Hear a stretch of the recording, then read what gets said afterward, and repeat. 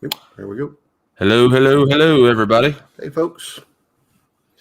Good evening. So we've got a handful of folks in here. See, Darren's already here, so we don't see him down in the bottom yet, but we will bring him in a bit. So welcome, folks. This is going to be kind of a cool evening. This is going to be different from what we have done in the past. Got to mute that. Darren's going to kind of walk us through kind of the design of a knife, kind of all the decision points that go into that. And I've been looking forward to this, not only because we're going to design a knife, but I just love interacting with Darren. He's just one cool dude. He's pretty cool. He has a really nice beard. Yeah, Rick's got beard envy, Darren, if you're listening. You know, is that like natural? Do you like trim that so that you've got like two beard horns, for lack of a better word? Is that a correct terminology, Rick? Beard horns? I mean, it does kind of sort of grow like the ones that I know that have. I mean, mine is just a very, very flush, very full, manly, masculine beard. So, but I just can't grow mine as long as Darren's. But mine grows like full. Mine looks like a Santa Claus beard. It grows like that. Ricky says I got sensitive skin. I mean, I've tried to grow my beard out, but my face breaks out. Like it got so bad yesterday, I had to actually shave last night. So we got Jan's been in here waiting for 15 minutes even prior to. So welcome, Jan, Paula Wells, Alicia Hall. That is Edward man. Hall's wife. So she watches you guys a lot, Dad. Hello, Alicia. Paula Wells, Jan, Gani Vlog. Welcome. Glad to have you. I think this is the first time that you are in our live, so glad to see you. Alicia, welcome.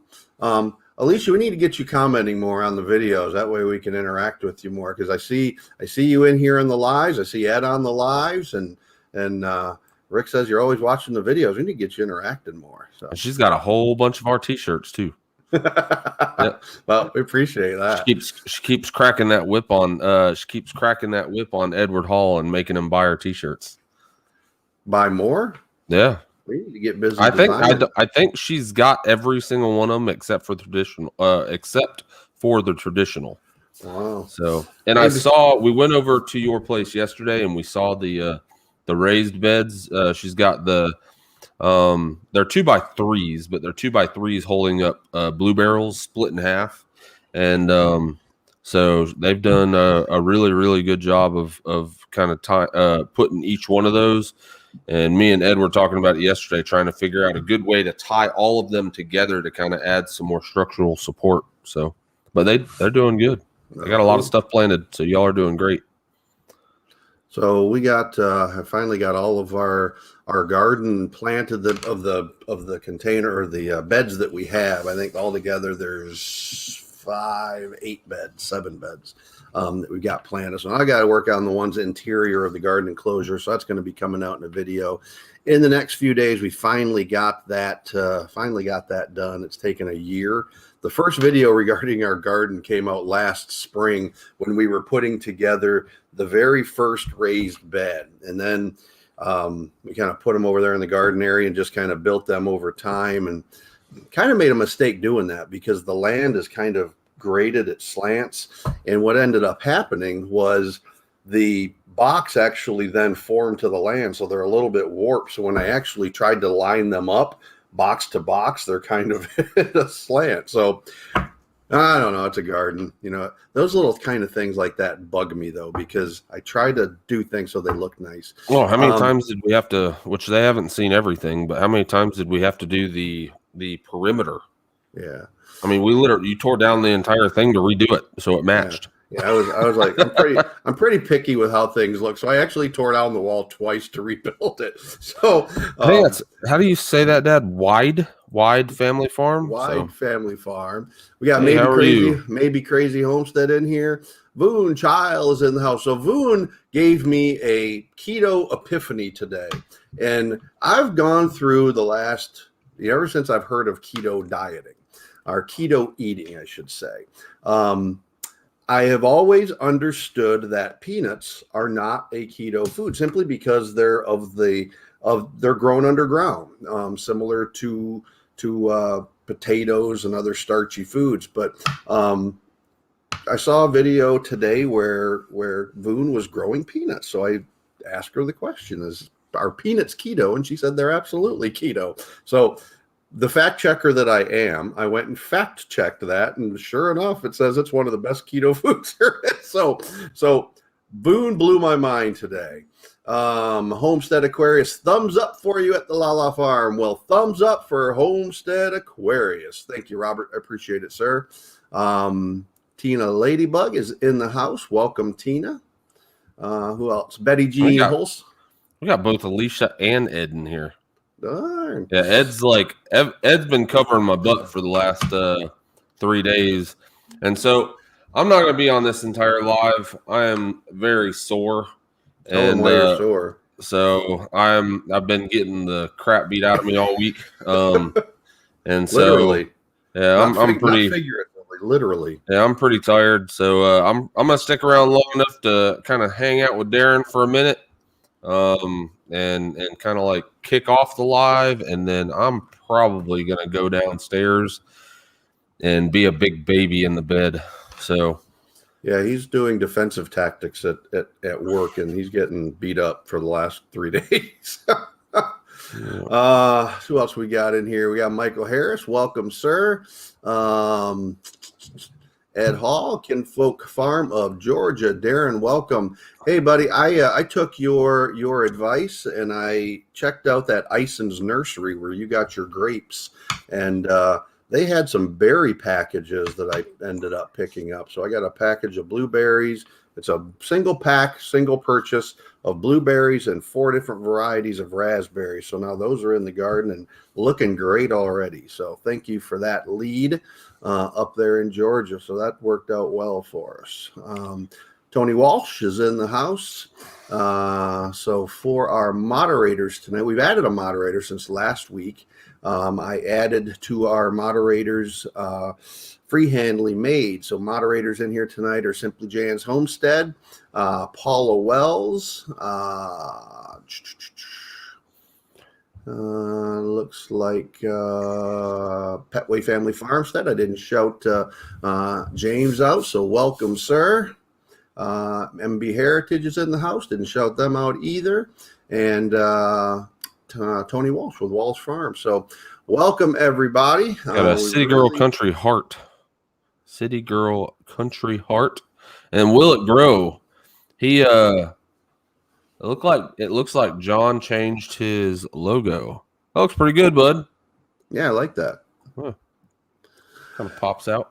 So we got 21 folks in here. So we are going to bring up Darren, the guest of honor, and get this show on the road.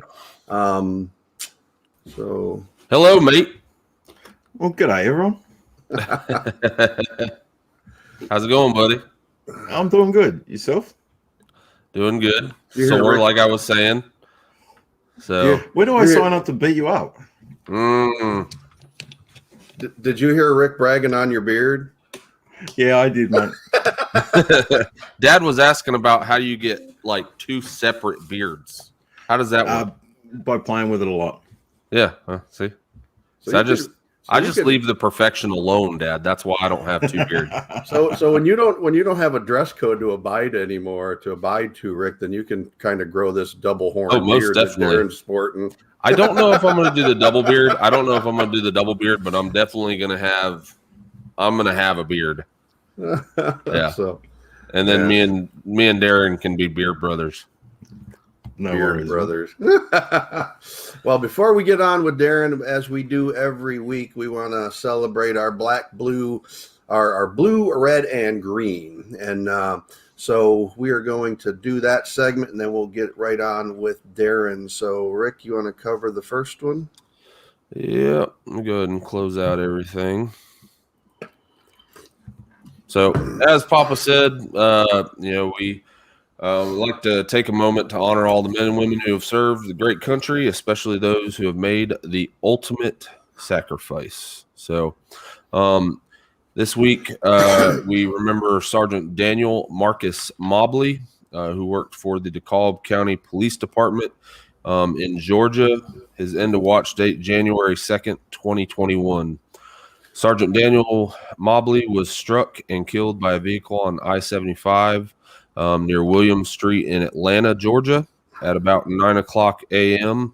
While on the scene of a previous crash involving another DeKalb County police officer. Sergeant Mobley had served with the DeKalb County Police Department for 22 years. So, next, from the United States Marine Corps, we want to honor Lance Corporal Richard Anderson. Lance Corporal Anderson was killed in action August 24th of 1969.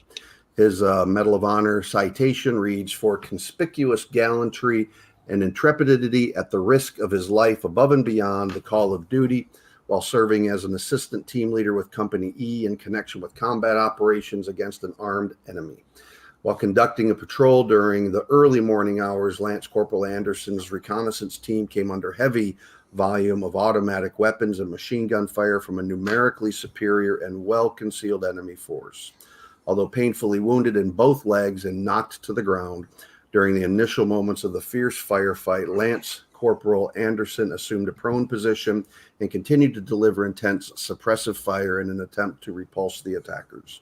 Moments later, he was wounded a second time by an enemy soldier who had approached to within 8 feet of the team's position. Undaunted, he continued to pour a relentless stream of fire at the assaulting unit, even while a companion was treating his leg wounds. Observing an enemy grenade land between himself and the other Marine, Lance Corporal Anderson immediately rolled over and covered the lethal weapon with his body, absorbing the full effect of the detonation.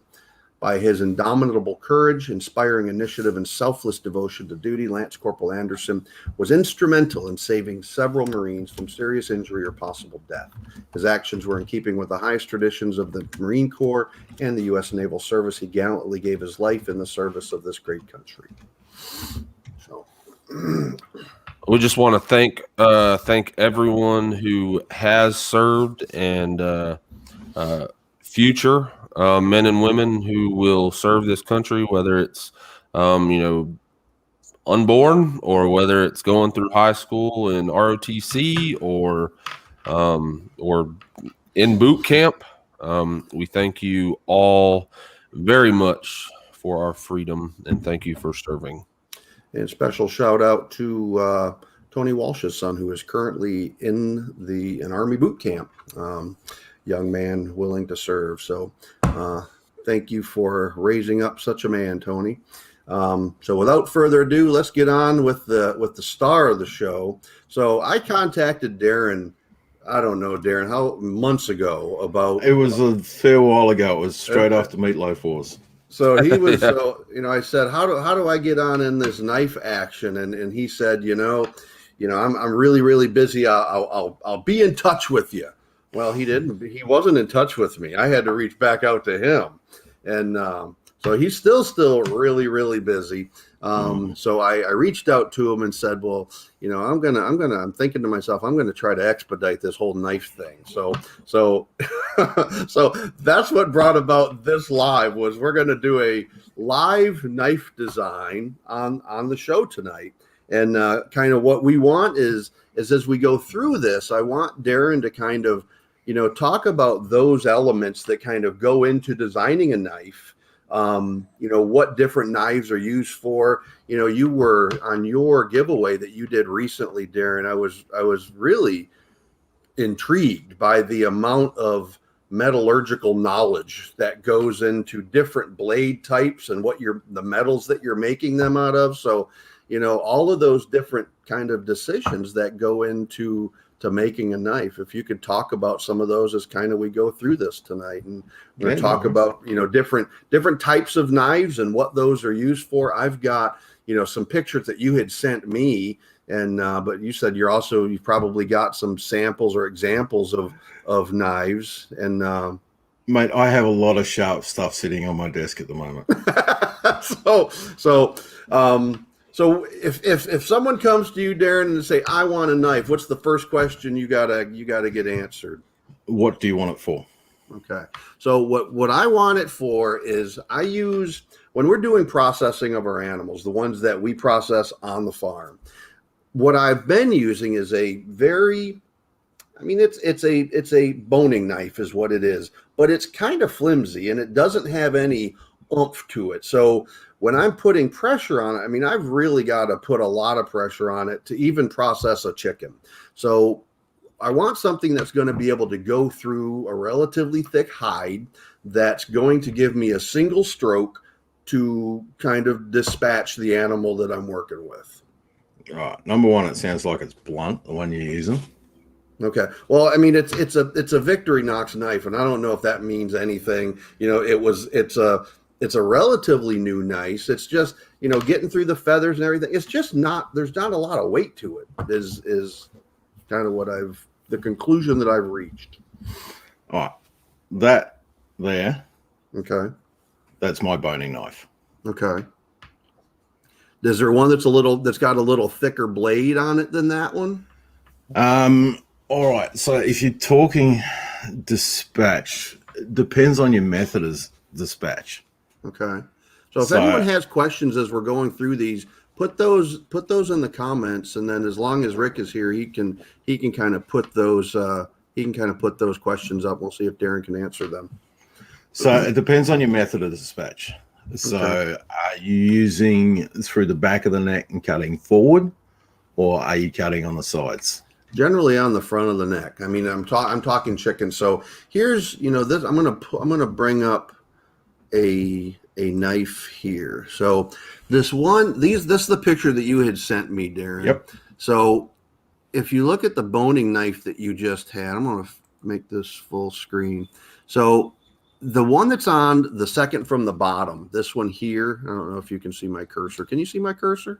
I can't see your cursor. Okay, well, the second one up and the third one up from the bottom are the two designs that I kind of like. For the purpose that I'm describing, would those meet that? Of course they'd meet it. Like the third one up from the bottom, that's more a hunting style. It's a little bit more flashy with a recurve in it. Mm-hmm. So when it comes to actually cutting meat, it's not really the ideal thing for it. Okay. So it's meant more for just kind of, starting to skin an animal or something like that. Yeah, more field usage and that sort of thing.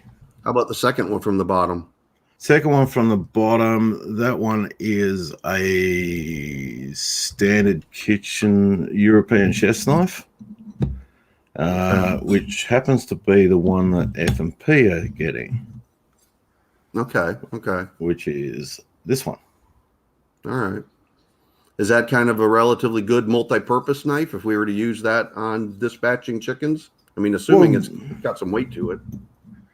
Well, yeah, it's a chunk of steel. It's solid steel. It's, I use 1/8 inch thick. So it's not the stuff that you buy at the store. Okay. Yeah, at the store you get 1/16 thick steel. Okay. Whereas this is 1/8 inch thick. So yeah, it's got a chunk more weight to it. All right. So as just a dispatching knife, it'll do the job. Okay. But it'll also do the job in the kitchen. All right. Well, that seems like the one then. So we're going to go with that knife design. Any other input or suggestions? No, when you're looking at dispatch, in all reality, if you're using a cut method, then all you're looking for is a sharp knife. Okay.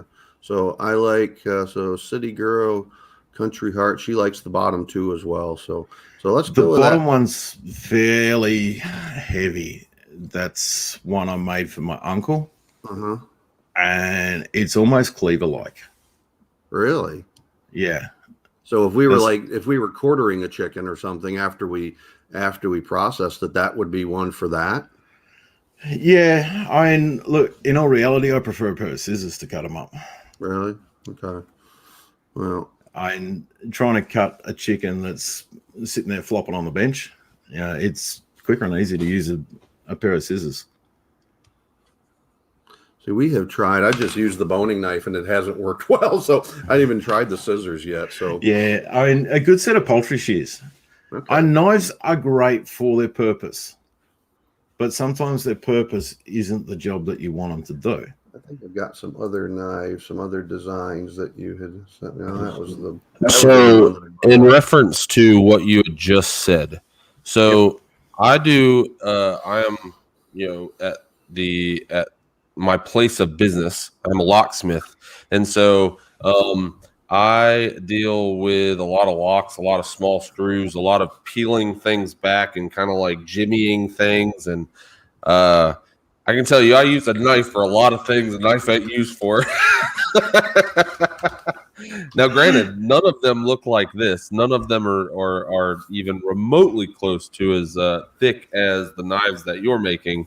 But yeah, I mean, peeling back face plates and using it as a flathead screwdriver. I mean, you name it. You can ask Ed in the comment section. I mean, I think I've gone through four multi tools since I've been in that spot. So.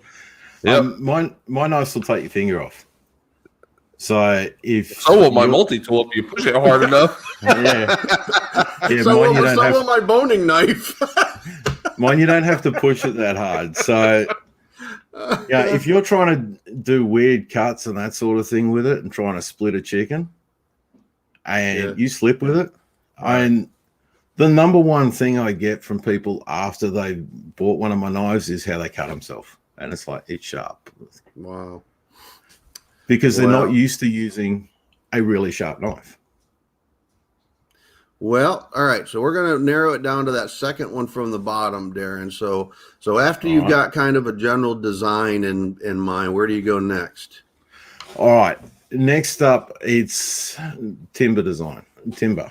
So what sort of timber? And I know from our discussions that you're after something that is. So I put the picture up that you had sent me of all the samples that you've got. And kind of what I'm thinking, and it's just kind of, let me go back to that other picture that I just had up there. So personally, wrong one. Personally, what I like are these ones with if you look at the fourth one, fifth one down, they're like a lighter color, but they've got kind of that burling. It's not a uniform grain. That's chocolate gum on those, and I don't have any more of. So the third, fourth, and fifth one is kind of like, because it's a lighter color. I think that would really stand out really well. So of those samples, which ones are kind of none of sort of that darkness?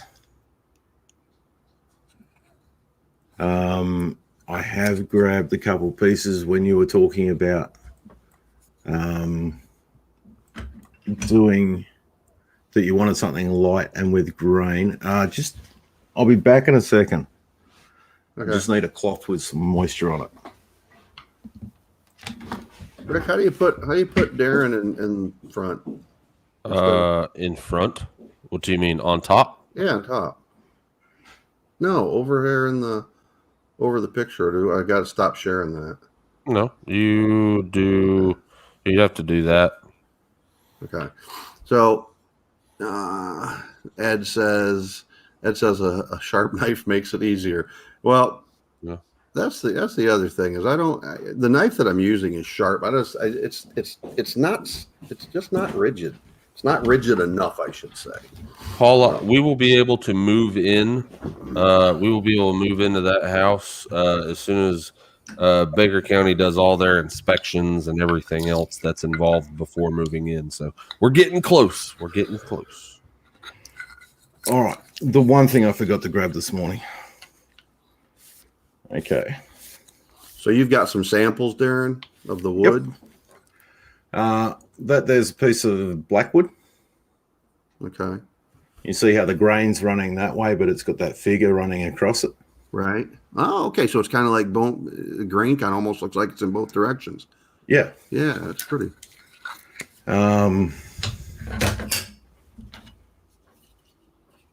Okay, this one here is, what are you? Brown mallee. Okay, here's why I went to get the water.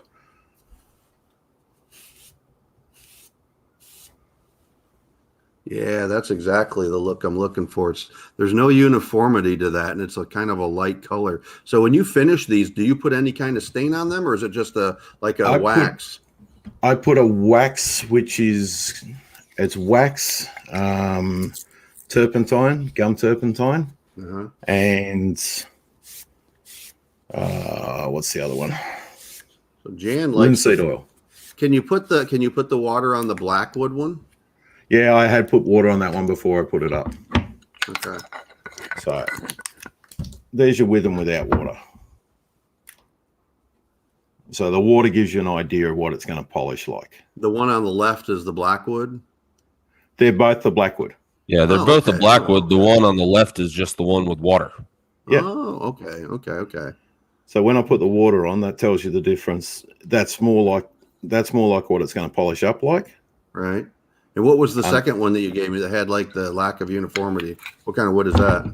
That one is a brown mallee. See, I like that one a lot. I think that would be. I like the lack of uniformity in that. It really doesn't have any.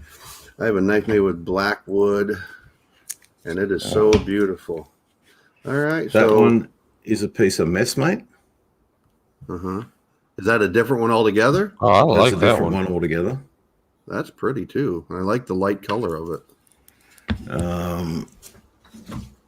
This one's probably less what you're after. Hey, suburban homesteader, Wyoming, how are you? That one is Manila Tamarind.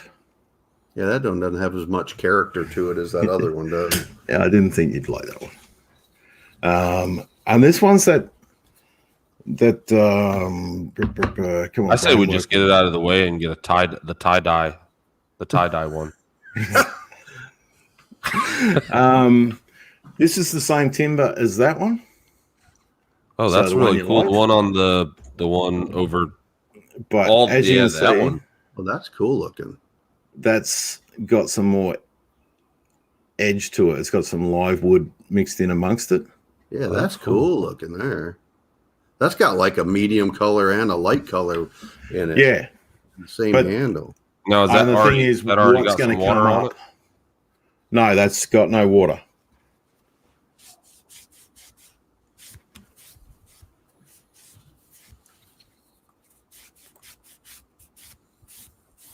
Brown. Okay. That darkened it up. Oh, I like that a lot. That one a lot. All right, I think that one's the winner. That one's the winner. That one's the Brown winner. Molly Burl. Burl is an incredible species with beautiful color and figure. This native Australian timber has a distinctive mix of golden brown heartwood with contrasting white sapwood. Is that the one that you just Bomber, showed me? you're like an Australian Google. Yeah, that's my nerdy friend. Was that the one you just? is that the one you just showed me? Is the brown Mallee? Well, Yes. that's the winner right there. That is really, really cool looking. All right, cool. Now you will lose some of that edge because you can see sort of on the end there that it's not very thick. Right.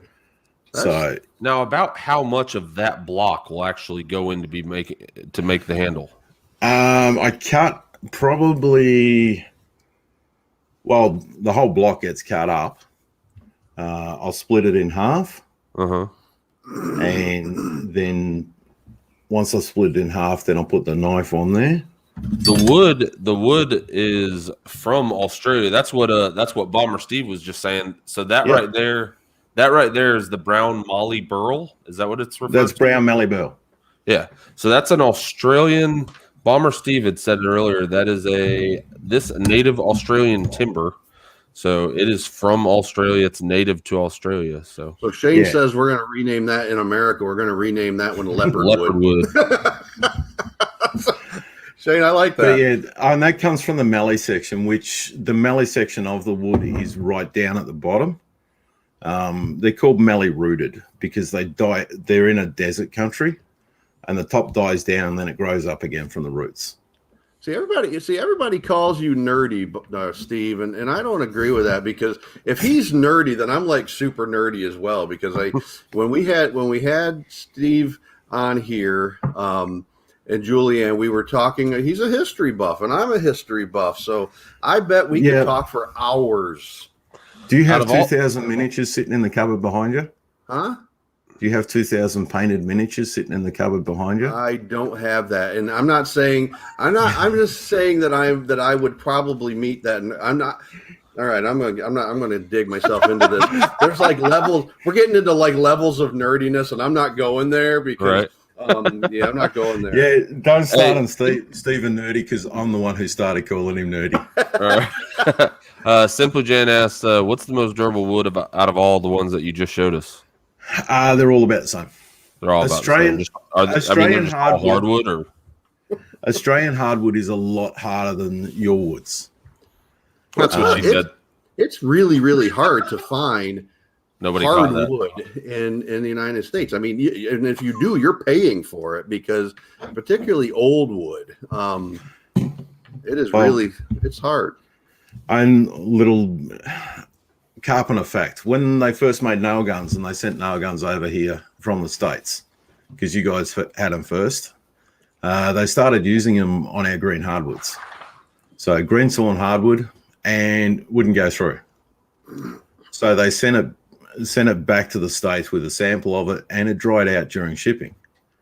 And the Americans at Paslode said, "Why are you sending us petrified wood?" Thank you, Paula. Thank you, Paula. I made a joke and nobody laughed at it. Who made a joke? I did. You made a joke? Yeah. What was your joke? You had said hardwoods are naturally, or Australian hardwoods are naturally harder than American hardwoods, right? Mm-hmm. I said that's what she said. I didn't hear that. Yeah. And Paula's the only one that she says in the comments. I caught that. So Steve says that 2,000 is a gross underestimate, Darren. 2,000. What's he underestimating? When you're talking about the miniatures. Yes. Yeah. There's a reason he's called No Boy.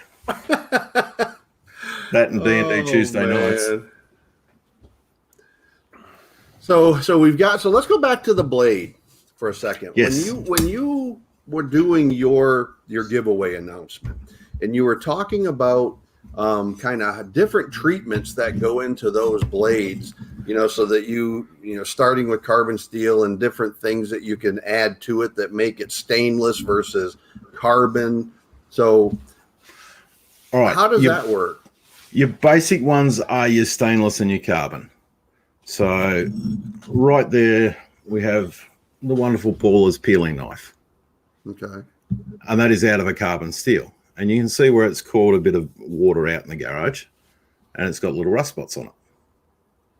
Now, the other side where it wasn't, then it's fine. And that's from the carbon. That's cut from the carbon steel plate. That's the carbon steel. Okay. There's Shane's one, which is stainless steel. Okay. And that's just cut from a stainless steel plate. Yep. And they're both sitting in. Is that cut harder? I mean, is it when you're cutting it out? Is it one harder to cut than the other? This one is because it's already hardened. The sheet I buy is pre-hardened to 40 Rockwell, just because that's the sheet I buy. All right. So what is Rockwell? Rockwell's a test of the strength at the surface, so the hardness strength. So Rockwell weight it's just rating. A scale that you guys use, blacksmiths use to knife makers use. Knife makers use. Okay. Yeah. All right. So basically, when you finish with your knife, you want to end up with about 63 Rockwell, somewhere around there, and that'll give you a good edge retention. Is that where they get it really, really hot and then drop it in the That's the quench. Okay. So when you do that, that makes it beyond that, and it makes it brittle because it tenses the metal up. And then you've got to put it in an oven and relax the metal. How do you know? I mean, how do you test that hardness, or is it just something that you know what it is? Is there like a chalk test or something, or a rock test? I know how hard it's going to be because of the way I do it. Okay. With the carbon steel, it's just heated up to just above critical temperature, quench it, and then run it through the heat cycle. So quenching, you're dipping that in the oil. Yeah. Right. Okay. What does that do? What you're doing is you're increasing the size of the grain, and then when you drop it in the oil, it shrinks the grain in the metal, and when it shrinks it down, it makes it all tense. So that increases the surface tension of it. Very cool. What would be the best knife to use for peeling taters and veggies with a knife? Yeah, I've never peeled a potato with a knife in my life. That's what Paula, you're doing it wrong. You should. So Paula, this is newsflash from down under. You're peeling potatoes wrong. No, we had a discussion about this. This is one of the 2 times we've actually spoken on the phone, and I was quite quickly put into my place. I can't see that happening at all from Paula. Mm-hmm. Yes, I was quickly put into my place and told how wrong I was and how quick Paula is, and that she's competed against guys who've had a potato peeler and she's beat them all. All right, here's what's gonna happen, Paula. I'm up for this challenge because I'm a pretty quick potato peeler. So I'm gonna be seeing Paula, I think next weekend or weekend after next. I'm gonna be up in Missouri, and we're gonna have us a potato peeling contest, Paula. Either there or when you come to my house in September, we're doing a peel off. And it's gonna be a video of potato peeler versus non-potato peeler. So you better start thinking of the rules of engagement for your potato peeling. Ed says that he agrees with you, Darren. Yep. They made a tater peeler for a reason. Mm-hmm. I've got a really good potato peeler. It's one that here it was kind of funny. 2 years ago, I told my daughter-in-law this Rick's wife was going to this outlet mall south of Jacksonville, and she said, "Do you need anything?" And I said, "I don't need anything, but if you find at the outlet store a kind of a houseware store, something where they sell pots and pans and kitchen utensils, I want a really good potato peeler that's not those flimsy kind that just stick into a hole on both ends, but a really good sturdy potato peeler." She came home with one. I got the mother of potato peelers. Unfortunately, Paul, I don't think I can bring it with me because that would be probably a weapon in TSA's eyes. so we might have to do our contest when you come here. So, all right, I'm sorry. So for stainless, so you said you still got, when you make a blade out of stainless, do you still have to harden it? Yes. Stainless is trickier to do. I need to take that to 1080 degrees Celsius, which is somewhere about 1800 Fahrenheit, and hold it there for 10 minutes. And that, do you have to, so the hardening, as I understand from metallurgy, is that it happens when you cool it rapidly. Is that not the case? Yes, but you want to get the heat all the way through, and you want to get all the crystalline structure of the steel in the right position. So different steels have different methods and temperatures. When you harden stainless, does it change kind of the stainless steel properties, the shininess of it? Doesn't change that at all? No. That one there. Voon, life is easier with a good potato peeler. I can tell you that. That one there's stainless steel. And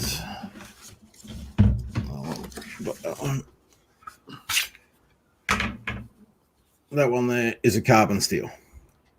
See, now Paul is putting conditions on her potato peeling, Darren. Is that she wants your knife first. So you're going to be featured in the potato peel off. I'm sorry, I interrupted you. That's all good, mate. All right. We have carbon steel Uh-huh. and stainless steel. These are both the same age. Okay, but the carbon steel reacts to acids in the food. So that gets that nice patina on it. It gets that patina on there. Okay. See, I like that look. I like the carbon more than I do the carbon steel more than I do the stainless steel. Just for the same reason Dad said. I think he may have just asked a question. I was doing something else. As far as sharpening the knife, does that make any difference whatsoever? Yes, it does. Because you have chromium in the stainless steel, so it has a level of chrome in it, and chrome particles are naturally a bit bigger than the steel particles, so you can't quite get as sharp, and it's not quite as hard. So it won't hold the edges long. And it's not as easy to sharpen either, correct? It'll sharpen easy enough. Okay. As long as you're doing it correctly and using the right sharpeners. So a stainless steel knife will never be as sharp as a carbon steel knife. No. I didn't know carbon that. steel, because it's a more basic form of knife. That is why when you go to the store, Dad, and you buy a Smith and Wesson knife, like a pocket knife, it's stainless steel, and it'll do your arm hair for a few times, but then you go and get a case, and the case knives, it's like I got all the way up the arm, and it's, from what I've been told, it's also easier to sharpen the carbon, but I might have been just being fed a line of crockamammy. See, as long as you're using the decent diamond set, then you're fine. See, this is a case knife, and this thing is like really getting nasty on it. So I brought it in the house because I keep it in my truck. And this is a case knife, but that's stainless, and it's like getting that nastiness on it. Stainless doesn't mean that it will never rust. So how do you get that off? It means it's resistant to rust. So that's why I brought this one in the house, is I got to figure out how to get that thing cleaned up and sharpen it. That's my truck knife. You're a Navy boy. If you had stainless on the boat, did it never pick up any rust? Well, it rusted. Absolutely. Yeah. Absolutely. Yeah.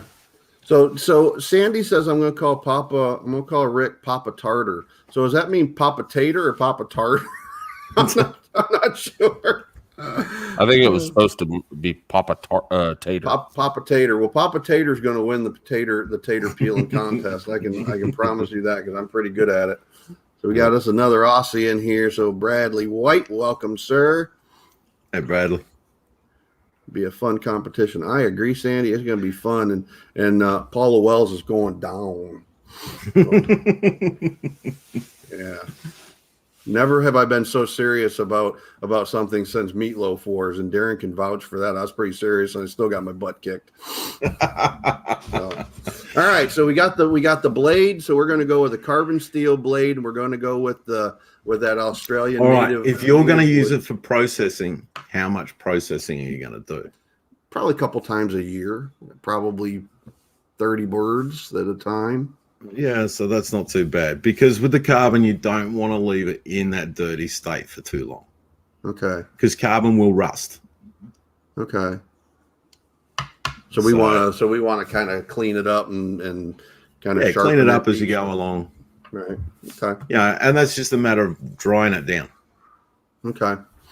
So now you got a blade and you got the wood. What's next?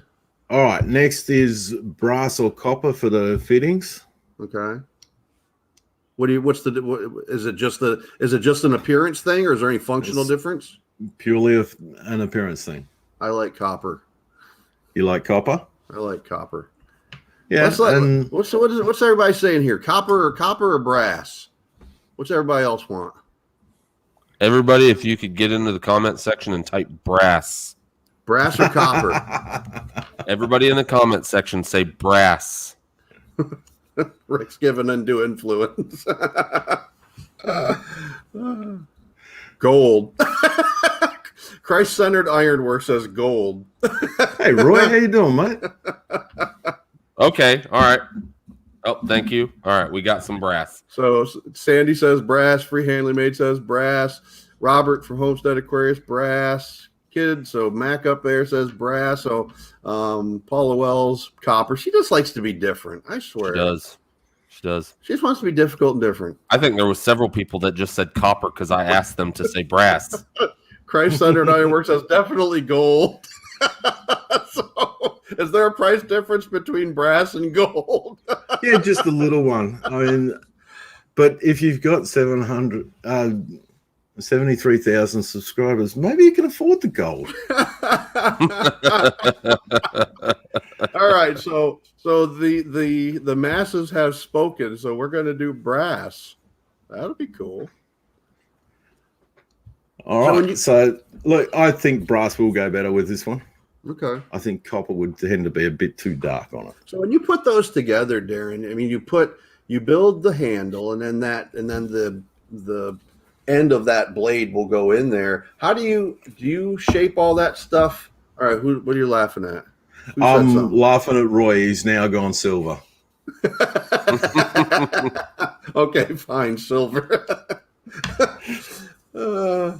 So do you make that brass or copper after you put or is it all shaped at the same time? How do you do that?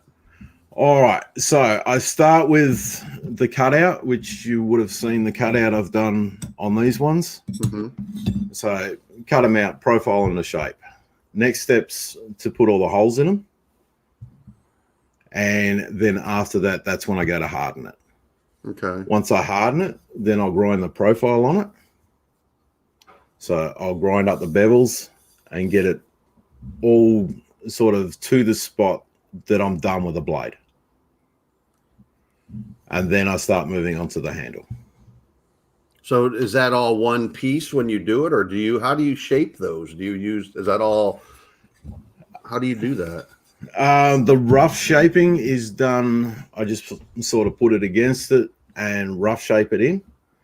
The only part that you need to finish, let me get a finished one.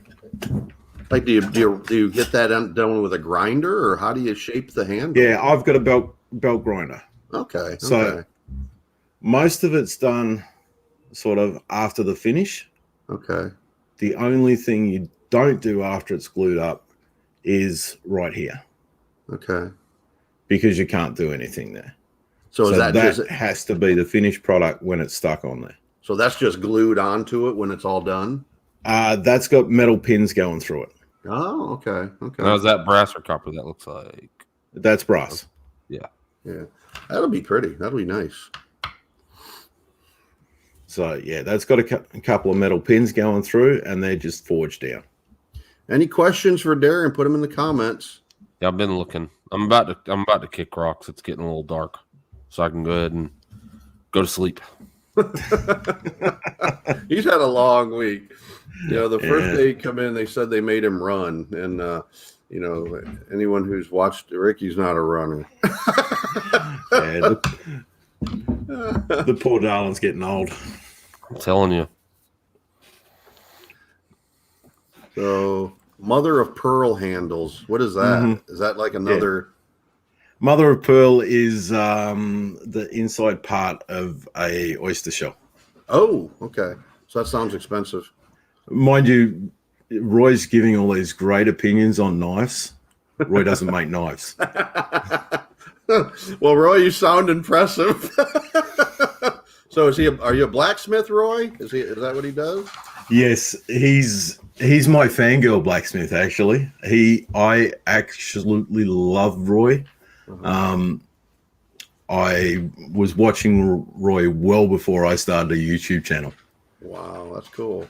That's cool. So that's become, ever since I met you, Darren, I don't think I'd ever watched a blacksmithing channel ever. And now I watch several. Bar none Forge. I enjoy watching their lives because they're doing it like right there while they're talking. It's a pretty interesting live stream that they do. Yeah. And I just enjoy it. And it's really kind of inspired me LaLa, when I told her that I want to eventually get some blacksmithing equipment, I think I was communicating with you when I was looking for an anvil. And if you find another one of those, well, I'll ship you a T-shirt, Darren. I'm not shipping you an anvil to Australia. I'll send you a T-shirt, but I ain't sending you an anvil. I ended up not getting that one because I looked at kind of some research on it, and it was a cast iron anvil, and I some of the folks that were in some of the forums said that's a great starter, but I didn't want to spend that much money for something because it had pieces that were knocked out of it, so I didn't end up getting it. So I'm still looking. Michael Harris cast iron with a hardened iron head on it, or a steel head on it. Yeah, this just said it was cast. It was because they said it's a blacksmithing anvil, but it was missing some pieces off of it, and I'm like, well, that seems kind of odd if this was a solid iron piece. So I was able to get him to send me what the manufacturer was, and I looked up the manufacturer, and there was only one company that it said. Now this was the authority wiki, said there was only one anvil maker during that period of time, and all they made was, and the reason they never become really popular, all they made was these cast iron anvils, and they were more brittle than some of the better quality ones. So, and most anvils are cast iron. Okay. Because you can't forge an anvil, not without some awfully big machinery. So they're not. Well, I've seen some people, they're building them out of large chunks and they're cutting them into shape. So most of them are cast. Yeah, most of them are cast, and then they've got a forge welded plate on the top of them. Oh, okay. That makes better sense. See, this, yeah. I don't think this was, because this, you're not going to chip off pieces of an anvil if there's a plate on top of that. And that's this one had. Could you? Yeah. Oh, all right. Well, I'm all wrong. See, it's a good thing I'm not a blacksmith yet, because I'd be completely wrong. Michael Harris wanted to know how long it takes to build one of your knives. Depends on how much I'm focusing on it. How motivated you are. Yeah, and it's a hobby. It's not how I make a living. Right. So it depends what else is going on, and I've deliberately not made it into an income stream. Yeah. Yeah. Sure, I sell them and get a few bucks back. It's a hobby that I slowly lose money at. So see, that's what you need. You need a hobby that you don't lose money at least break even. That's how I rationalize everything that I do on the farm with LaLa, is that I got to at least break even. That way it's not a hobby that costs me money. So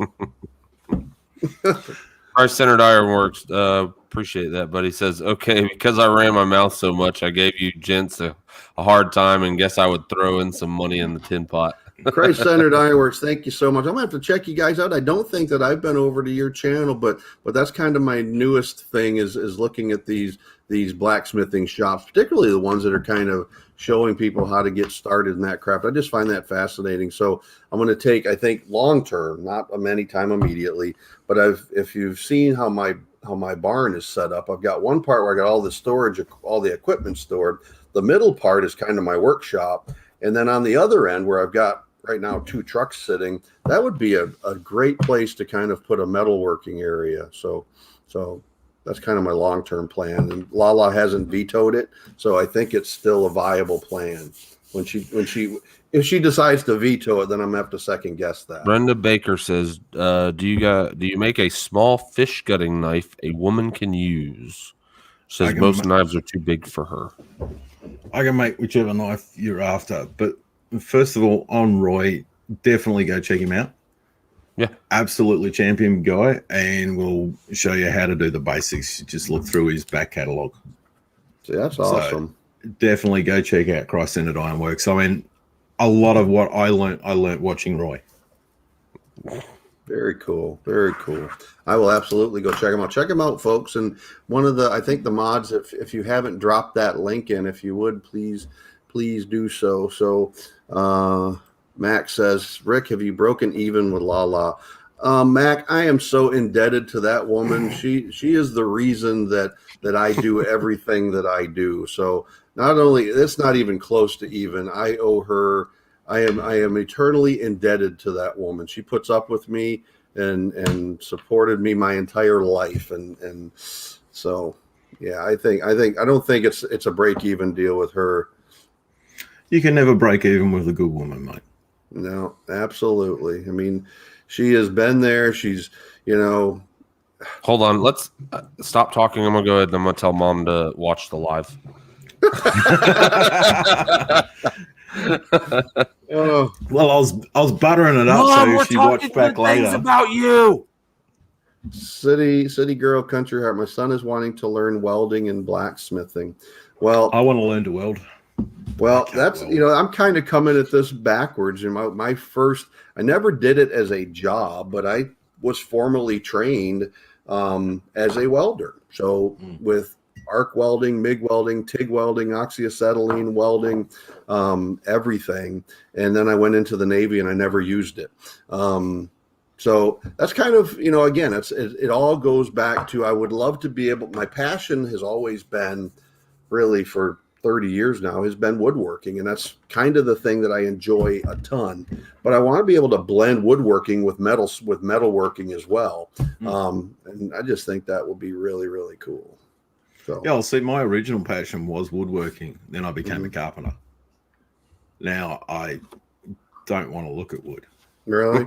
So, I think that's what you said earlier, Darren, is really, really important, which is you've intentionally not made this a revenue stream, because when you take a hobby and you make it into a revenue stream, then you start putting pressure on yourself to earn money. And then you kind of become resentful of something that used to do for fun. And now you're doing it on a timeline. And so I can really, really appreciate that. And that's why I said to you so many months ago, I'll get back to you when I've got some time. Right. And I hadn't got back to you because, quite frankly, other things had come up. Yeah. And, I'm not going to drop everything, put myself under a time crunch. And then I've got to get out there and do it, and all the joy's gone. Yeah. Yeah. Well, I'm only giving you a hard time. Nah. It's okay. I give you a hard time plenty of times. It's the same thing with drawing and art in general for me. If I get motivated to do it, I'm all for it and I'm ready to go. But as far as sometimes it was like 2 or 3 weeks in a row we had some artwork to go ahead and display at the beginning of the videos, and right now I have literally zero time to do it. I really wanted to. I had something in the works. I was going to do I was going to take a picture of you beating on a knife on the anvil, and just never got to it. Christ-centered ironworks. I think you said I'm such a garbage woodworker. See, I don't believe that. Here's what I found with guys people, not just guys, people. Huh? I said ye to come on. Oh, okay. That people that are good with their hands, and that doesn't matter whether it's carpentry, whether it's welding, whether it's probably blacksmithing. They're good with their hands, and they're generally able to apply a lot of that knowledge and skills to other areas. Now, they may not be the best at it. They may not ever be the best at it, but they're generally better than amateurs because they're used to working with their hands, and they take pride in what they're doing with their hands. I mean, I've never taken a formal anything in building, but I think I could probably build just about anything. All of the structures that we've done around the farm, my barn, and all that stuff I've built. I've never taken a building class. I just, but I enjoy woodworking, and it just kind of comes across like that. So I bet you're better than a garbage woodworker. I bet you're a good amateur woodworker. I bet. There you go. That's a great comment. Enough about the knives. Let's talk about that beard.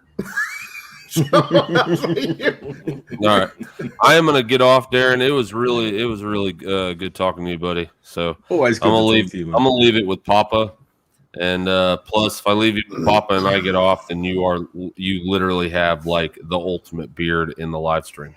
Right now, I'm bringing the competition. I don't think so.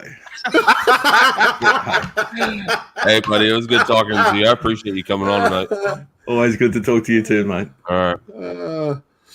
Well, any other? See, this is Max says I love to watch any craftsman. I agree, and whether it doesn't matter what they're building. One of the things, another kind of video that I really enjoy watching, and I've done some of this stuff. Again, when LaLa goes out to my barn, she's like, thinks that she's surrounded by junk, just stuff that I don't throw stuff away. And I went to the estate sale last year, and my daughter was on here a little bit earlier, the Crafty Hobbit, and she may still be on here. But I bought for, I think, a total of $8, a 1895, I think 1895, late 1800s cast iron pupils chair, student's chair from an old school. And it's got these slats in it. And I'm thinking, well, I'm going to have to make some of these replacement slats. There's no way this whole thing is here. But for $8, I got this old chair that's kind of taped together. First thing I did, I brought it home and I assembled it in the workshop, and every single piece is there. So, that's, finding these old things that I can then kind of restore and kind of rebuild to something that is, that looks nice and kind of restores that history is something I really, really enjoy. So I don't see any more comments on here, Darren, or questions or anything. Any closing comments? Terry did ask what my favorite wood is. I don't have one. Mine are made with a nice simple wood. My actual knives, they're made with a panel out of my church. So we done some renovation work at my church, and that's what's in these. It's unstabilized. It's just a panel from my church. Rick, will you turn that light on? Well, you turned it off. I'm sitting in the dark. Oh, my bad. I thought you had the thing on. So that's cool. So is it like is it old wood that got torn out or something? Yeah, we had some wood timber lining there that we reduced it down and made the area going into the stage a bit wider. So we took the lining down, and I grabbed hold of the lining and said, "Yep, I'll use that." And I actually made a set of knives for our food mission volunteers. Oh, that's really cool. Using the wood from the church. Is that the kitchen knives that you were building some time ago? No. You said you were doing a set? No, I didn't end up doing that set. Oh, okay. But no, this was 24 knives. Oh, wow. Good night, Michael. Take care, buddy. Wherever you're at, safe travels. It was one for everyone who volunteers with our food ministry.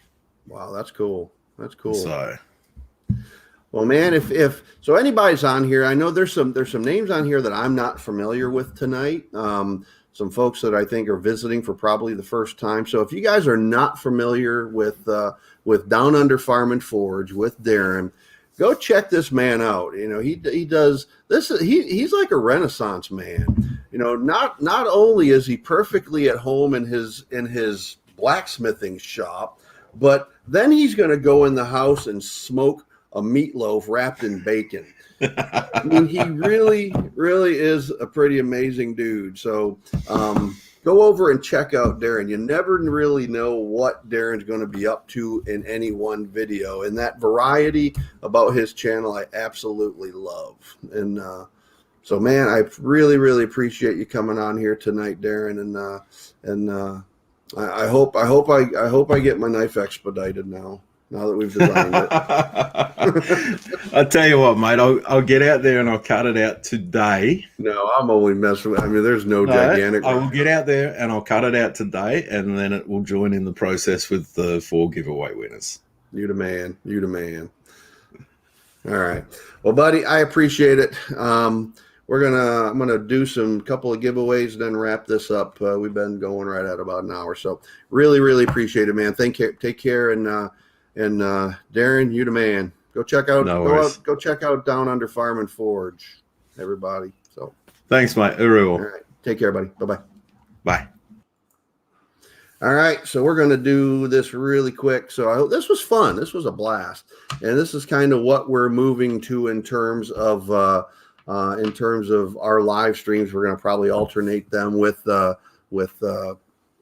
week we'll just do kind of a update on what's going on the farm, and then the next it'll be a topic. So if you are particularly good at something, I've already reached out to several folks. So I'm working on 3 different topics.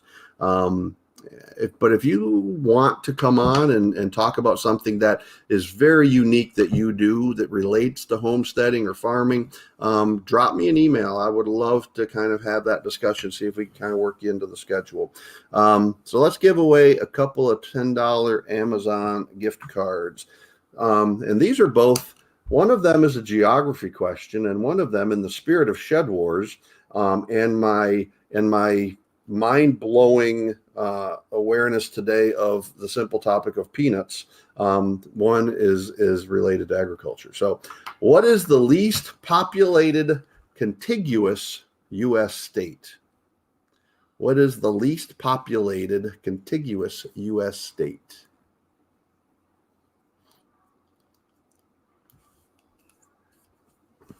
Any takers?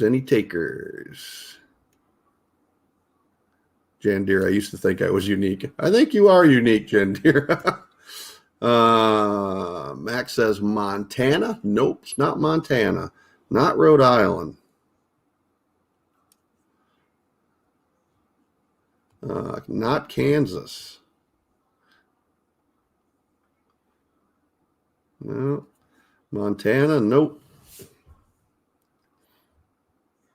What is the South Dakota? No. Virginia? No. What is the least populated contiguous U.S. state?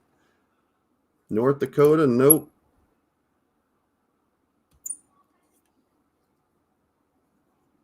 Alaska? That's not contiguous. Got to be the continental United States. Arizona? No.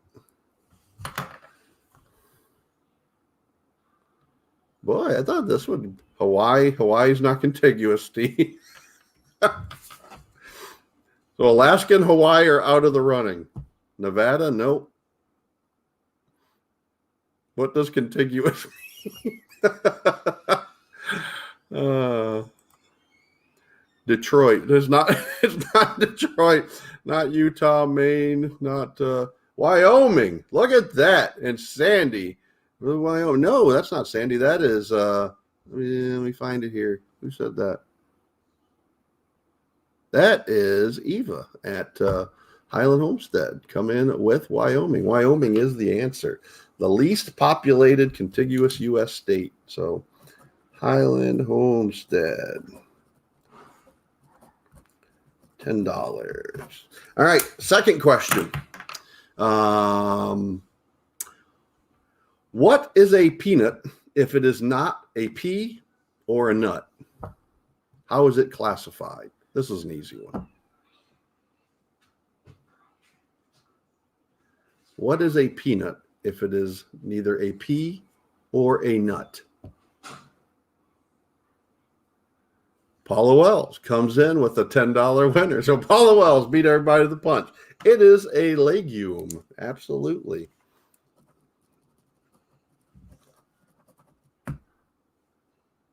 This is the littlest of the Ricks. So, you going to bed? All right. Good night. I love you. Love you. All right. So,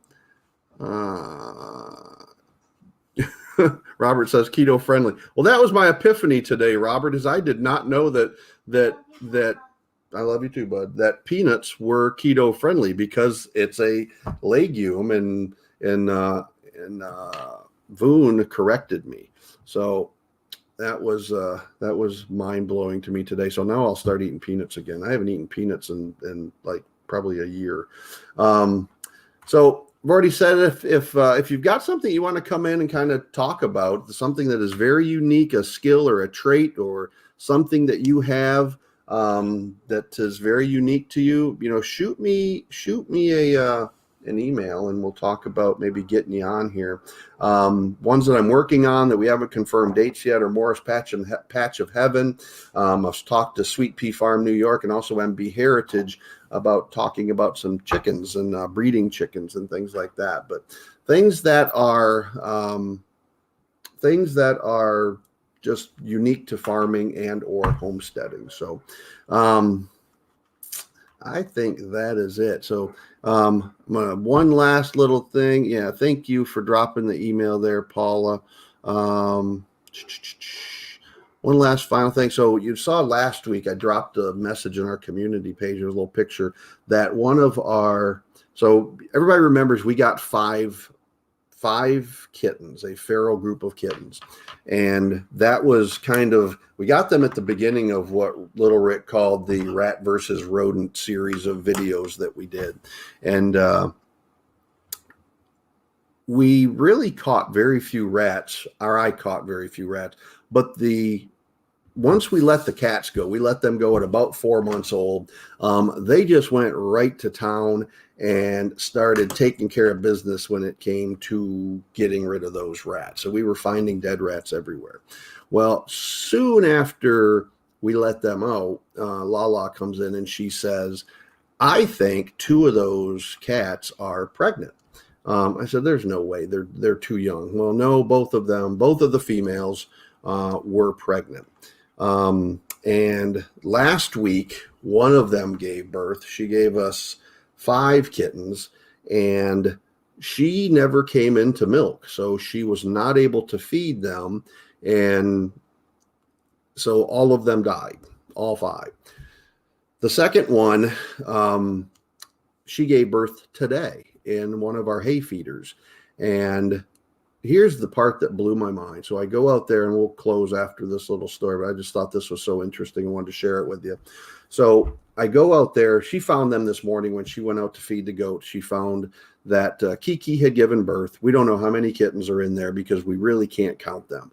Now, the difference between the one that gave birth last week, her milk never came in. And she really kind of didn't even go and nurture the kittens after they were born. She was always kind of in the barn. The kittens were up in the back of the bed of one of our trucks. And so she never really even spent time with the kittens. So they ended up dying. Today, Kiki, the other female, had a litter, which we think is 7 kittens. And when I went out there around 1 o'clock or so to check on them, here lays Kiki, the one that gave birth today. They're in the bottom on the back side of one of the hay feeders. And laying right beside her is her sister, Tiger, who the one that gave birth last week. And they're surrounding, so their bellies are circling this litter of kittens. And the kittens are feeding off of both of them because Kiki or Tiger's milk has now come in after her babies have passed. But it's just amazing how nature works. So here's 2 sisters feeding this new litter of kittens out there, and both of them are now feeding this litter of 7 to make sure that they can both eat. So pretty amazing stuff. And I just thought that was amazing how nature works.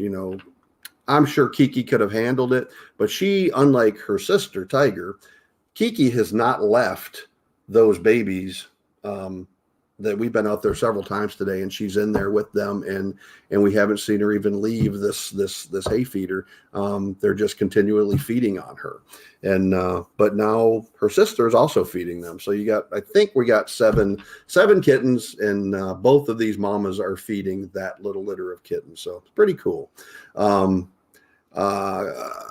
Mac, I thought about doing a short video, but there's not really anything to see because the way that they're laying is we can't really even see the kittens. That's why we don't really know how many there are, because they're surrounding them and the kittens are kind of in between them in this little circle about this big.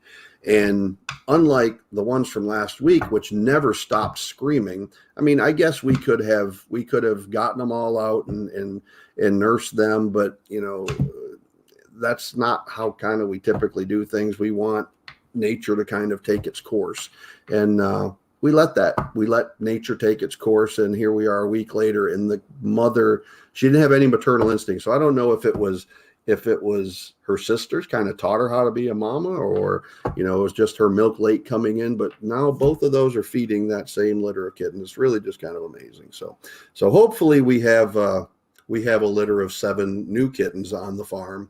And so LaLa's already called the vet and said, when can we bring them in to get fixed? So that'll give us, I think, a total of 9 total. And they were doing pretty good with 4. So now we'll have our 10 total. So on that note, I'm gonna wrap this up for tonight. Thanks, everybody. We still got 19 folks in here. Darren is still on here. Darren, you are awesome, man, as always. And I think the mods had dropped links for everybody in here. So go check out each other's channels. You know, if you like what you see, show them some love and spread some of that sub love. And so we are going to sign off, and hope everybody has a wonderful week. And we always close out the same, folks. Always remember, treat others as you would like to be treated. Have a great week, folks. Take care. Bye-bye.